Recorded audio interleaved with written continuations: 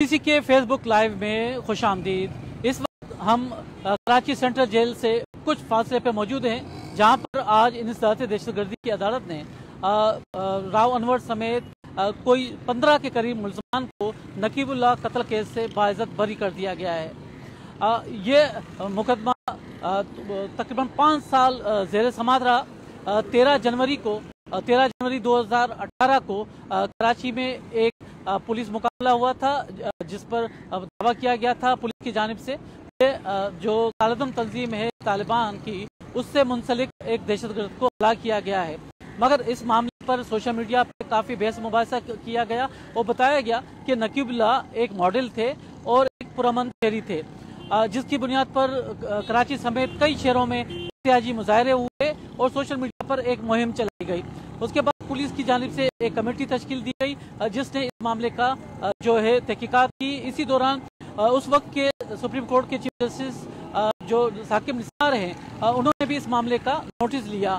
इसके बाद SSP मलिर राव अनवर समेत कोई 21 के करीब मुल्ज़मान पर ये कत्ल केस दायर किया गया और तफ्तीश में जो नकीबुल्लाह महसूद हैं उन पर जो दायर मुकदमा था वो वापस ले लिया गया।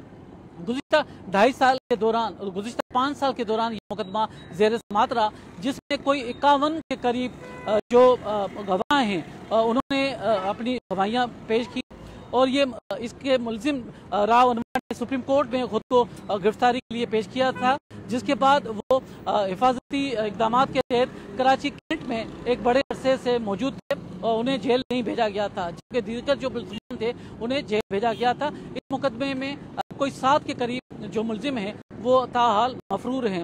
अदालत ने आज 4 नुकात की बुनियाद पर यह फैसला सुनाया। अदालत का कहना था कि पहला नुकता ये था कि ये देखना था क्या नकीबुल्लाह को अगवा किया गया, तो ये साबित होता है कि नकीबुल्लाह को अगवा किया गया।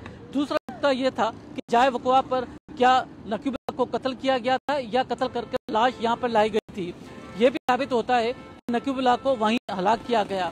तीसरा नुकता ये था कि नकीबुल्लाह पर जो इल्ज़ाम आयद किया गया था उन पर जो FIR थी वो C क्लास की गई, यानी खारिज की गई, जिससे ये साबित होता है कि नकीबुल्लाह बेकसूर थे। चौथे नुक्ते में अदालत का ये कहना था कि ये देखना था कि जो मुल्ज़मान हैं इस मुकदमे में नामजद मुल्ज़मान हैं, क्या ये साबित होता है कि ये इस कत्ल केस में मुलव्वस हैं। तो उन्होंने इसका कानूनी और तकनीकी बुनियादों पर जायज़ा लिया है और कहीं पर भी ये साबित नहीं होता कि जो राव अनवर समेत 15 मुल्ज़मान थे वो इसमें मुलव्वस थे या उनकी वहाँ पर जो मौजूदगी पाई गई है, न ही जियो फेंसिंग के जरिए ये साबित हो सका है। लिहाजा अदालत उन्हें बाइज़्ज़त बरी करती है।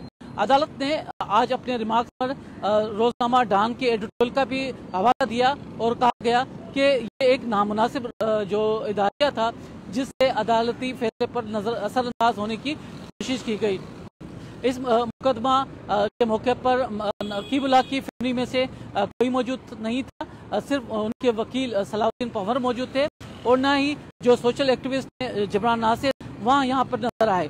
अदालत से बरी होने के बाद जो राव अनवर हैं पुलिस प्रोटोकॉल में यहाँ से रवाना हुए और उनके जो साथी पुलिस एहलकार थे प्रोटोकॉल में उन्होंने फतेह का निशान बनाया और उन्हें गुलदस्ता पेश किया गया। इस मौके पर उन्होंने मुख्तसर अपने बातचीत में कहा कि ये एक झूठा मुकदमा था जो वाश हो गया और उन पर ये एक झूठा मुकदमा बनाया गया था और इसलिए वो तमाम अपने साथियों समेत बाइज़्ज़त आज बरी हो गए।